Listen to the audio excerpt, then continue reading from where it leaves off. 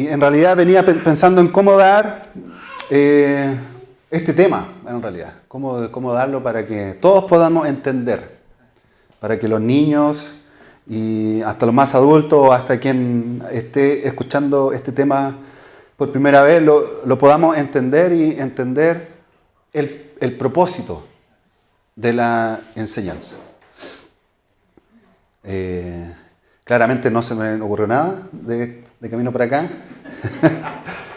pero sí sé que el Señor va a hablar en su palabra, porque Él es súper claro y lo hemos visto a través de todo Mateo. Para los que no saben, estamos estudiando el libro de Mateo que está en el Nuevo Testamento. Es uno de los evangelios que habla del Señor Jesucristo y cómo Él instruye a su pueblo, cómo Él le enseña a su pueblo. Hay una palabra que dice que le reenseña, sobre todo mandamientos que tenía el pueblo en ese tiempo que a veces eran muy drásticos o no lo entendían muy bien. ¿Bien? Hemos visto ya las bienaventuranzas y nos damos cuenta ahí que el Señor trata con el corazón del hombre, trata con nosotros y nos damos cuenta que no somos capaces de cumplir. No somos capaces de cumplir lo que el Señor demanda. Después de la bienaventuranza vienen las enseñanzas del Señor y más nos damos cuenta que menos somos capaces de cumplir. Entonces, ¿por qué? ¿Por qué el Señor hace esto? Y hoy día vamos a ver también a través de esta enseñanza que está en Mateo 5, si quieres lo busca conmigo.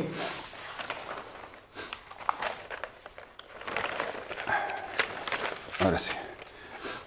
Mateo 5 del versículo 27 al 30. Mateo es el primer libro del Nuevo Testamento. Bueno. Y el Señor acá, creo yo que Mateo le da una mirada al Sermón del Monte muy especial. Porque se centra en el Hijo. Y cómo el Hijo recomienda vivir a su pueblo. Muchas gracias, hermano. Bien, ahí ve. Harto papel. Muchas gracias.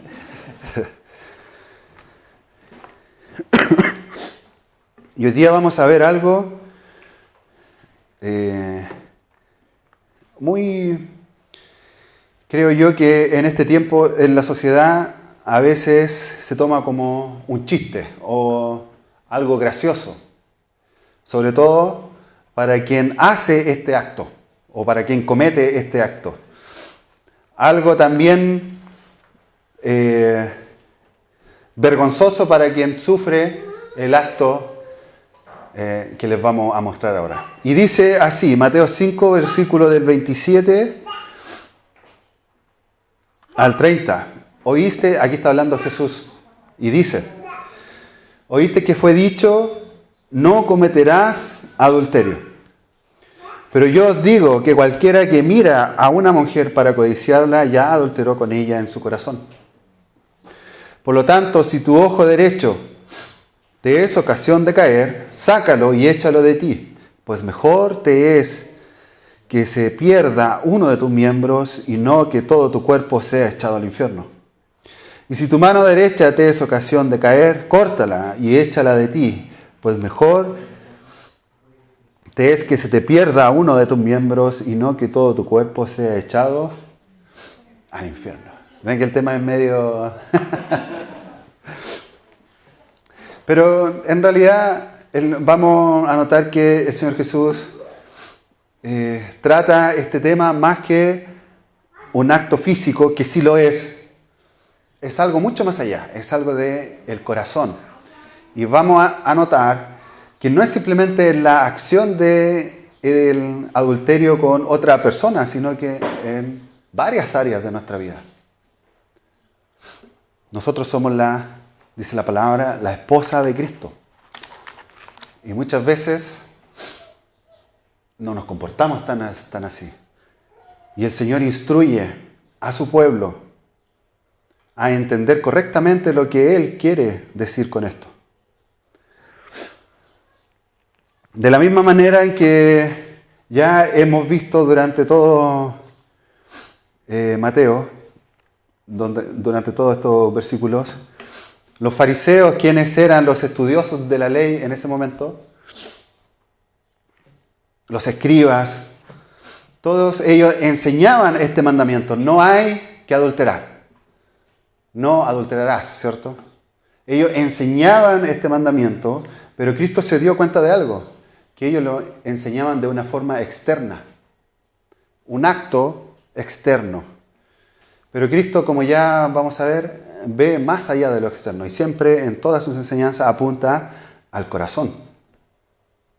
Eso es lo que realmente Dios nos enseña en este pasaje. Él apunta al corazón. La vida del creyente debe conformarse a lo que Dios determinó en su palabra, no solo en el sentido literal de la palabra, sino en algo más amplio, que es el Espíritu. Y a veces usted dirá, pero ¿cómo podemos adulterar con el Espíritu? ¿Cómo yo puedo adulterar con mi corazón si yo no lo hago físicamente? Bueno, aquí el Señor nos va a instruir y a enseñar. Grato es, lo dije hace un par de domingos también en otra predicación, lo que estamos aprendiendo y nos debemos dar cuenta es que esta es prácticamente las palabras mismas del Señor Jesucristo. No hay intervención. Entonces, lo que nos está enseñando aquí, viene directamente de la boca de Dios. Entonces, ¿por qué es importante para Dios este punto? Porque para Dios es importante que uno como hijo se guarde.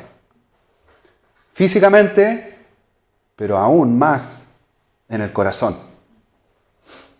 En el corazón.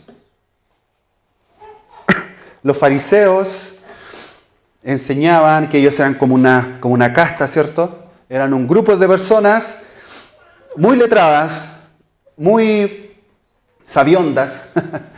Ellos creían saber toda la Escritura, enseñaban la Escritura, promovían la Escritura, pero no hemos dado cuenta que no cumplían la Escritura. Exigían, pero no cumplían, ¿cierto? Como ese dicho, el padre, ¿cómo se llama? Gatica. Predica, pero no practican. Y eran así. Predicaban, exigían, pero ellos no cumplían. Y cuando el otro no cumplía, los castigaban. O cuando los pillaban, que no cumplían, siempre metían otras enseñanzas. No, es que esto no es tan así. No, es que la Biblia no es tan literal. Y ahí iban, ¿cierto? Se iban acomodando la palabra. Y los fariseos enseñaban que los mandamientos no se quebrantaban si no se incurría, en los actos físicos o las acciones visibles contrarios a los mismos. O sea, ellos, si no era algo físico que se viera, no era pecado. Entonces ellos enseñaban esto y promovían esta enseñanza. Y Cristo ve esto y los encara. Y en el Sermón del Monte los encara y dice, oye, esto no es tan así. Oísteis que fue dicho por los fariseos, pero dice el Señor, yo os digo, palabra del Señor. Oíste que fue dicho, no cometerás adulterio. ¿Qué es el adulterio? Vamos a hacerlo lo más simple posible, para que todos podamos entender. El significado bíblico para esto es el quebrantamiento de la institución matrimonial. Esto es el adulterio. El matrimonio no es una institución humana o una instrucción humana, sino que es una instrucción divina del Padre. No fue pensada por el hombre, sino que fue determinada por Dios en su palabra conforme a su pensamiento y a su voluntad. Génesis 2:18. Por tanto, dejará hombre a su padre y a su madre, y se unirá a su mujer y serán una sola carne. dice el Señor. Y en este mandato divino hay 4 determinantes. Primero, una relación de exclusividad entre el hombre y la mujer. ¿Bien? Es decir, un solo hombre y una sola mujer. No 2 mujeres, no 2 hombres, sino que un solo hombre y una sola mujer. Segundo, una relación de familiaridad nueva, distinta a la que anteriormente correspondía a cada uno de ellos. Por lo que dice, dejará a su padre y a su madre y se unirá a su mujer. Ya son otra familia. ¿Bien? Otra familia. No vaya a ir, ¿cierto?, pidiéndole ayuda siempre a sus papás, sino que es una familia. Usted con su esposo o usted con su esposa. Es una familia. Tercero, una relación de convivencia y entrega mutua. Porque dice, se unirá a su mujer. Se unirá a su mujer. Esto quiere decir que todos deben tener en común. Todo debe estar en común. Hablarlo comúnmente a la luz de la Escritura. A esto se refiere, ¿bien? Y cuarto, una relación de unidad permanente. Porque dice, serán una sola carne. Todas las decisiones, todo lo que compete al matrimonio debe ser entre ambos. ¿Bien? Si bien cada uno cumple su rol, pero todo debe ser hablado entre ambos. Porque son una sola carne. Este es el matrimonio bíblico. Y este es el matrimonio, yo creo, institucional en casi todo el planeta. En casi todo el planeta, porque ya conocemos otros que no. Pero en casi todo el planeta es así. Cuando uno adultera, o cuando uno engaña y rompe este pacto matrimonial, se le llama adulterio. ¿Bien? Esto es lo que significa en palabras cortas. El matrimonio es una unión pactada. De ahí que un profeta dijo por ahí, en Malaquías, tu compañera y la mujer de tu pacto son uno. Es algo pactado entre ambos. No creo que nadie acá se haya casado obligado, o nadie se va a casar obligado, ¿cierto? Espero. Espero. Pero es algo pactado entre ambos. Ambos decidieron casarse. Entonces, esto del matrimonio para el Señor está desde el Génesis, hermano. Está así pactado hasta el día de hoy. Dios hubiera podido hacer varias mujeres para Adán o varios hombres para Eva. Si hizo uno solo de cada especie, indica ahí su voluntad y la unidad permanente para el matrimonio. Dios establece un cuidado esmerado en la vigilancia para no caer en el pecado de la deslealtad en el matrimonio. Y esto lo podemos también encontrar en Malaquías. Entonces, este es el matrimonio al que el Señor Jesús se está refiriendo. Oíste que fue dicho, no cometerás adulterio, no quebrantarás este pacto. Oíste que le fue dicho por sus maestros. Pero yo os digo que cualquiera que mira a una mujer para codiciarla, ya adulteró con ella en su corazón.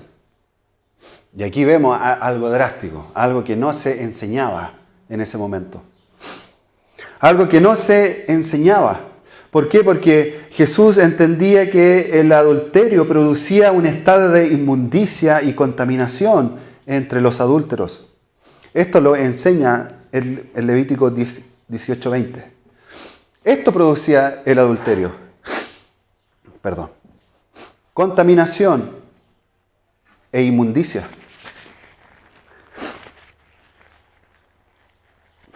Este pecado afecta varias áreas de la vida matrimonial.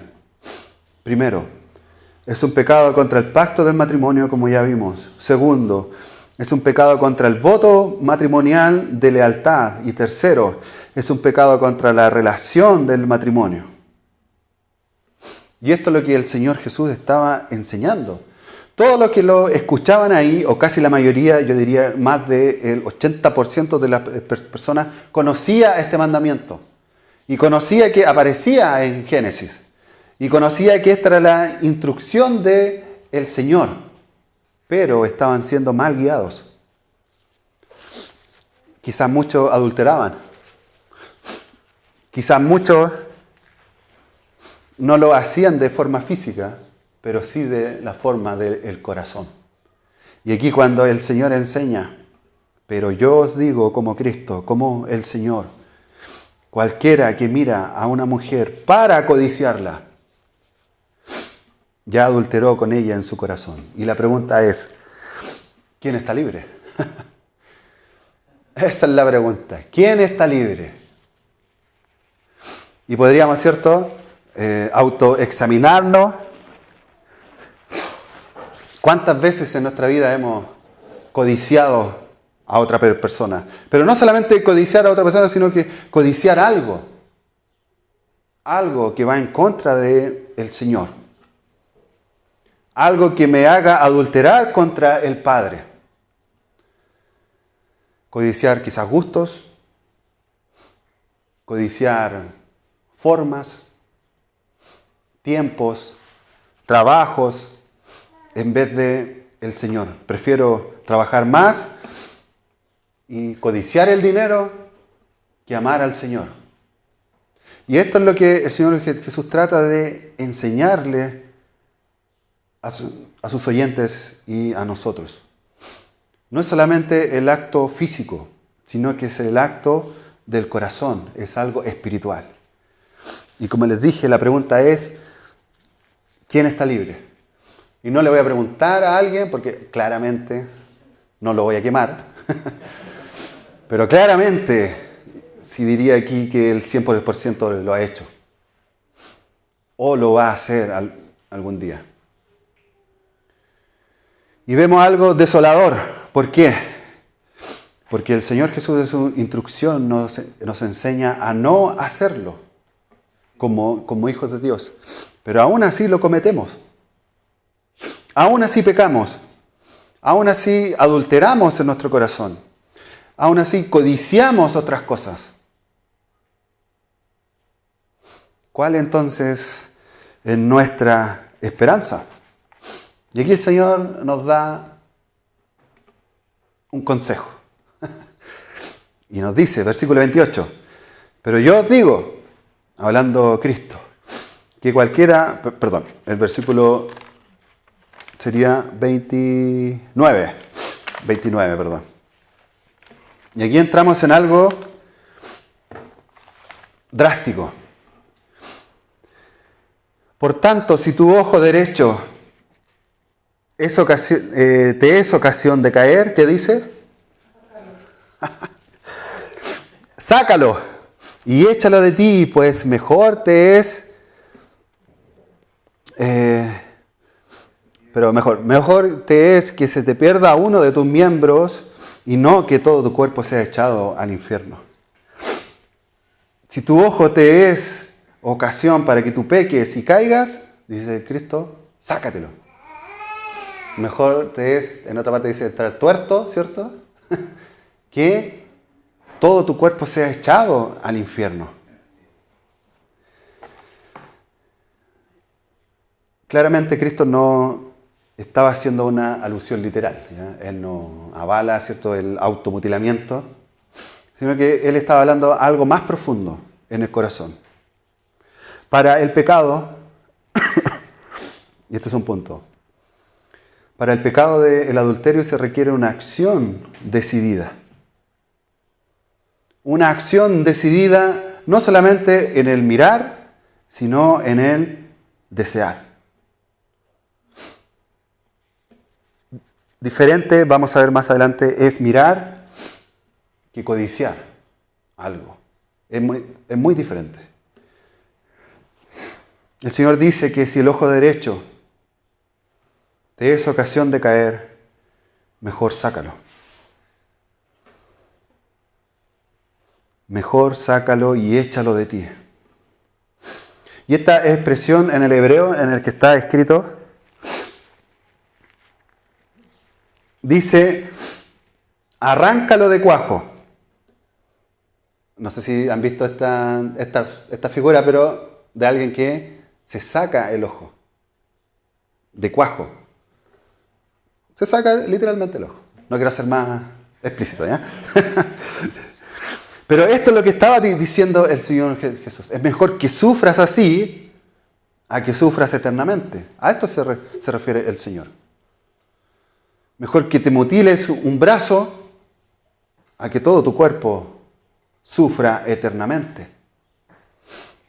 Pero ahí estamos nosotros. Aún con nuestros dos ojos, aún con nuestros brazos y con nuestras piernas.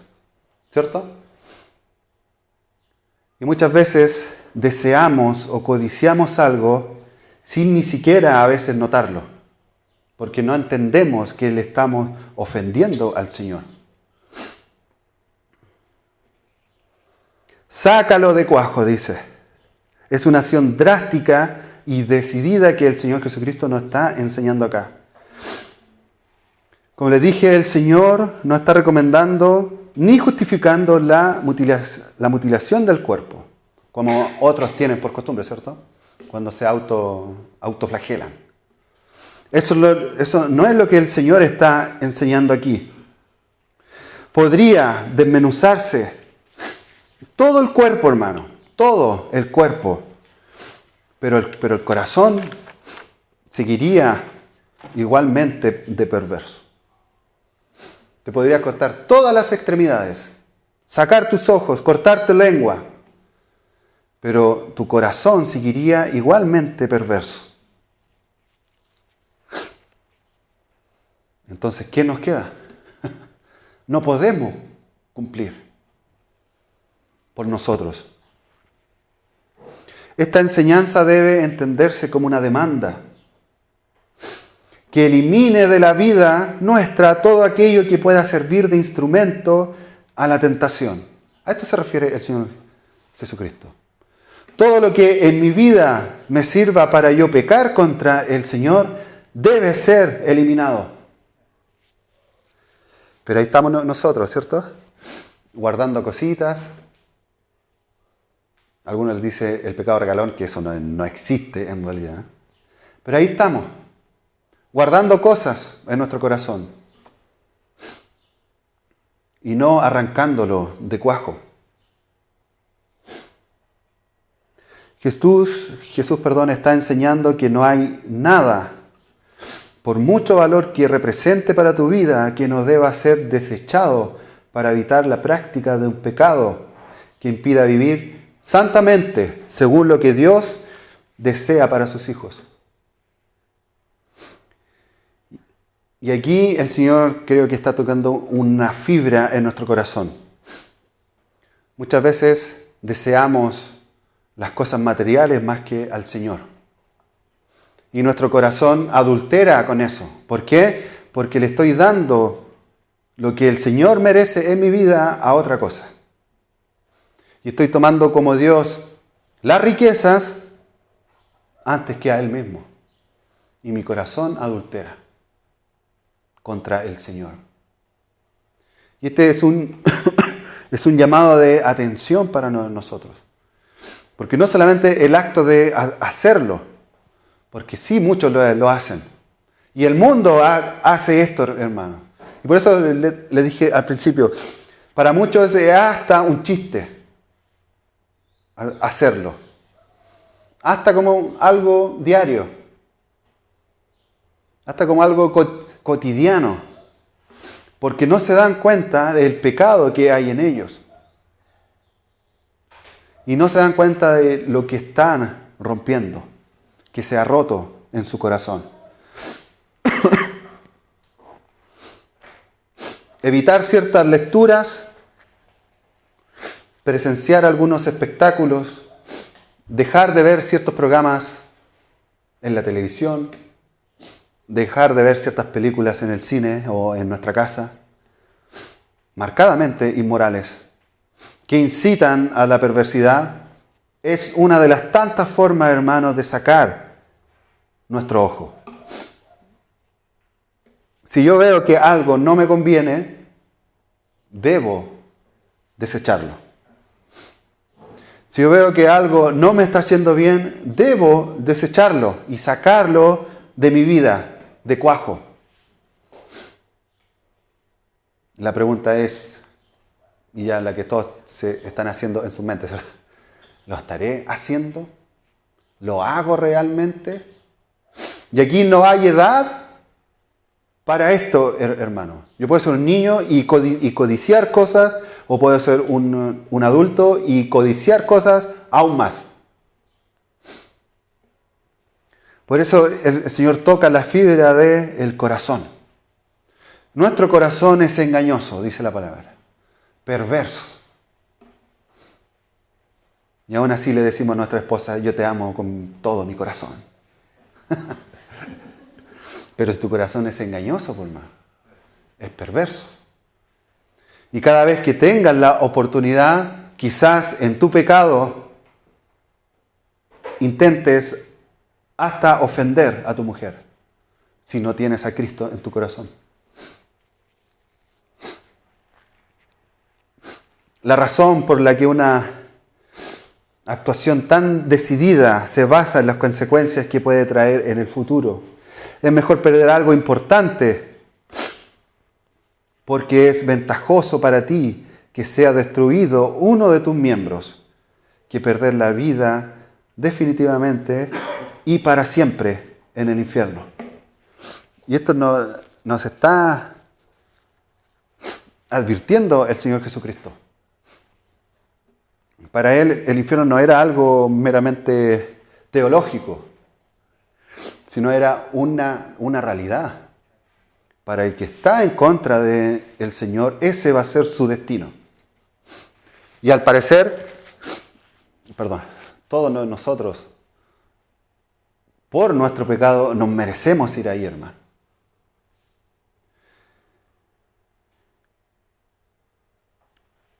Podemos ser muy buenos, podemos considerarnos personas buenas, podemos considerarnos personas que sí intentan hacer buenas obras en esta tierra o en esta vida. Pero nuestro corazón sigue siendo perverso. Sigue pensando en uno mismo. Un pastor de los años, ¿cuánto será? 70, 80, Jimmy Swaggart, no sé si lo conoce. Muy reconocido, estaba a la par con el otro predicador, ¿cierto? Que era Benny Hinn. Era Billy Graham. Estaba a la par con él. Tenían grandes ministerios, hermano. Muy grandes. Pero uno cayó en esto. Y yo creo que si no hubiese sido descubierto, hubiese seguido mucho tiempo más en esto. Y él tuvo que arrepentirse, lloró incluso enfrente de toda su congregación, pidió perdón, se arrepintió, pero nunca más fue lo mismo. Eso rompió este ministerio. Lo que puede hacer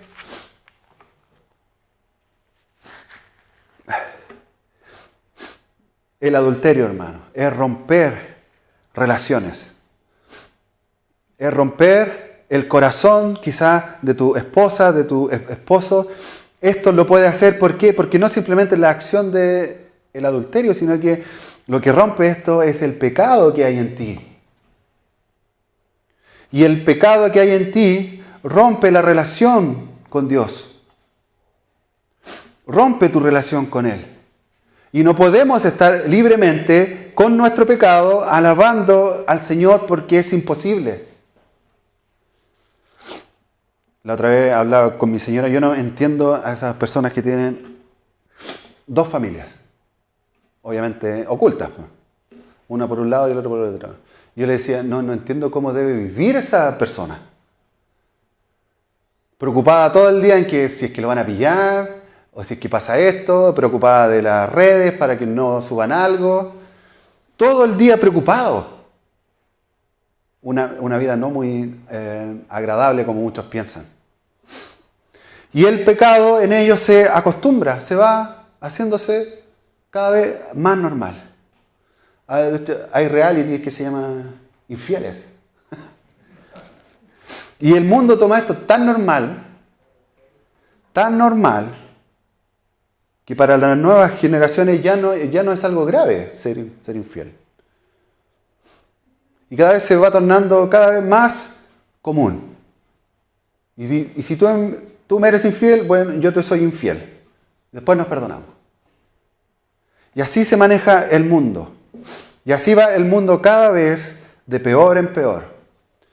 Porque yo le digo, hermano, que una infidelidad no se perdona así por así. Es imposible. Imposible. Tú siendo mujer, tú siendo hombre, es imposible que perdones una infidelidad así por así. Eso rompe el corazón. Imagínate Dios creando al mundo y al hombre, y el hombre le es infiel. ¿Cuánto eso rompe el corazón del Señor? Tanto así que rompió su corazón, que tuvo que enviar a su Hijo. Porque no había una solución. La relación estaba rota, hermano, entre tú y el Señor. Y más encima, Cristo nos dice, aparte de tu ojo, y si tu mano derecha te es ocasión de caer, córtala. Porque no solamente el ojo, sino también es tu mano.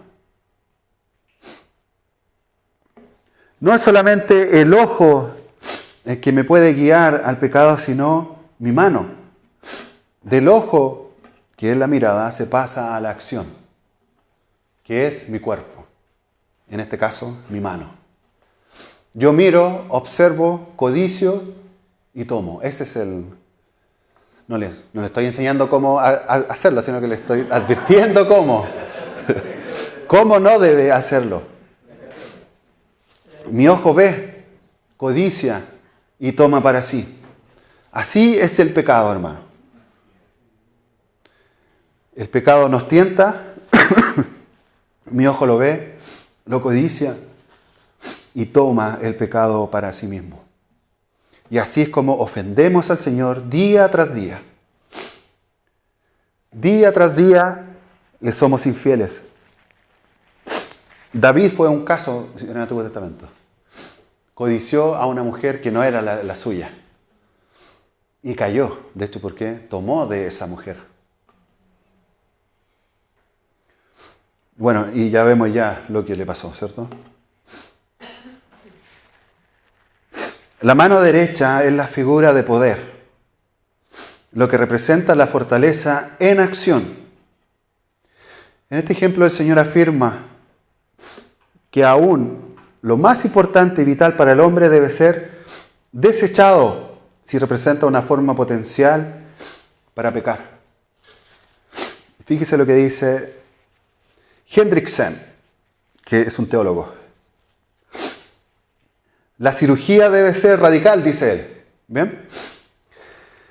En este mismo momento y sin ninguna vacilación, como antiguamente en la guerra, a alguien, ¿cierto?, se le amputaba un pie por alguna granada, el médico tenía que hacer algo inmediatamente.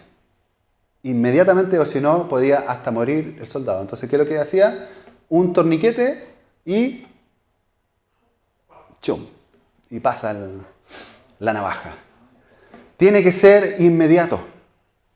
Esto es lo que nos está diciendo el Señor. Si algo te es ocasión de caer, debes sacarlo de inmediato.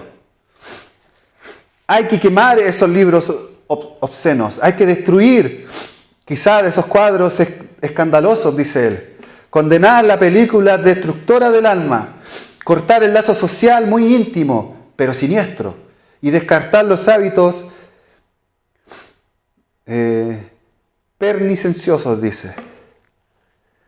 En la lucha contra el pecado, el creyente debe pelear con valor e incesantemente, día tras día, dando golpes en la cara al pecado. Día tras día, hermano. debemos hacerlo. No hay día en que usted esté libre de pecar.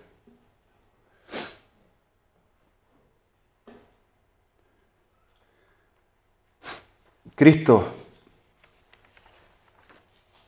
se dio cuenta que por nuestro pecado hemos roto el corazón del Padre. Por nuestra inmadurez hemos adulterado contra Él con nuestro pecado, porque hemos preferido otras cosas antes que a Él. Y lo hemos apartado de nuestro camino, y el mundo ha apartado al Señor del camino para gozarse en sus propias concupiscencias, en su propio pecado. El mundo y todos los que no le conocen son adúlteros a los ojos del Padre. Hemos roto su corazón. Pero Dios dice su palabra que es rico en misericordia. Envió a su Hijo Jesucristo para remediar esto. Por nosotros mismos no éramos capaces, hermanos. Cristo mismo enseña en la bienaventuranza. No somos capaces ni siquiera de humillarnos a nosotros mismos. No somos capaces ni siquiera de pedir perdón, ni siquiera dejar de airarnos con otros amigos o hermanos. No somos capaces. Cristo vino a este mundo con esa visión. No somos capaces por nosotros mismos. Él en esa cruz dice que restauró la relación entre nosotros y el Padre. Pero hay un requisito. Dice la palabra que debes creer en tu corazón que Jesucristo es el Señor. Debes creer en Él para que tú seas, partícipe de esto.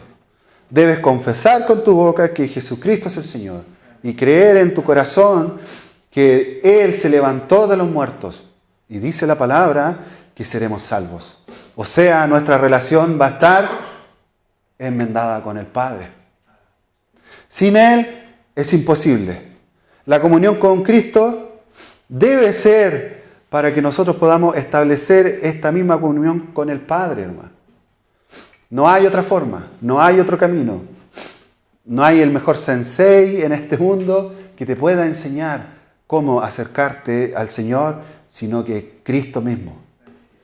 Él se nombra a sí mismo como el camino. El único camino, de hecho. Se nombra a sí mismo como la única verdad. Y se nombra a sí mismo como la vida. El pan y el agua que sacia la sed del sediento y del hambriento. Así que el Señor nos anima, no solamente a no pecar contra Él, sino que nos anima a que debemos evitar el castigo y el infierno. ¿Quieres liberarte del infierno? Sigue a Cristo. Es la única solución.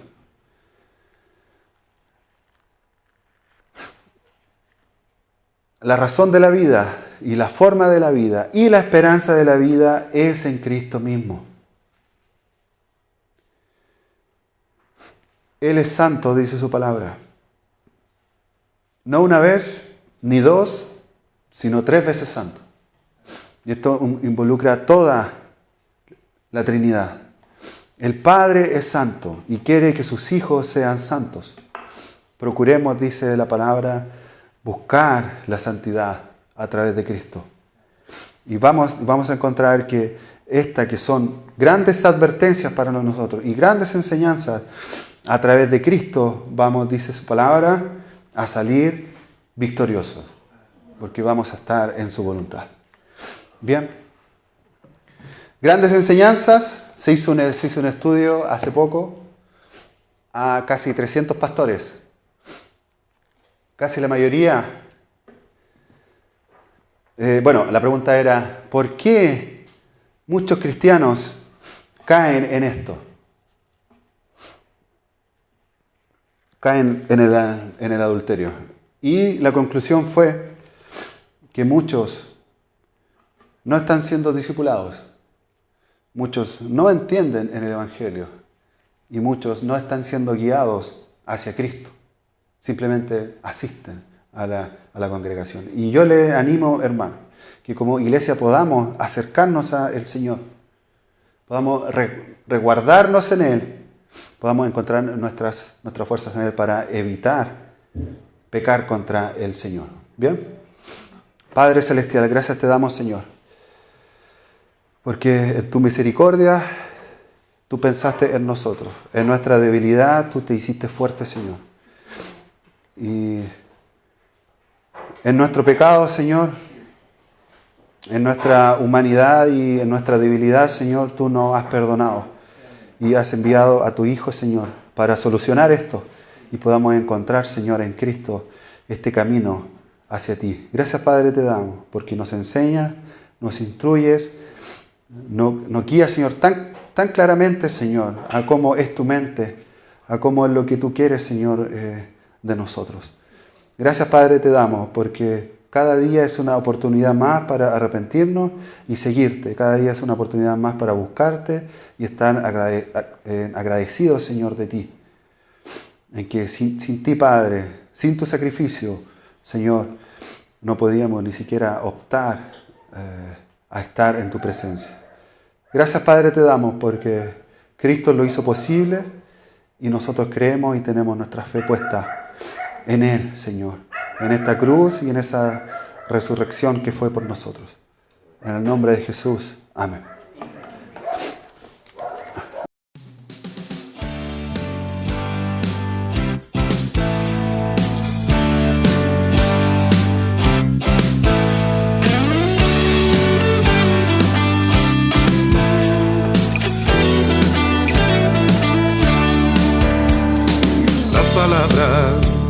Ha de ser llevada por aquellos que han gritado veme aquí, predicarla y proclamarla es deber de todo el que ha nacido en ti.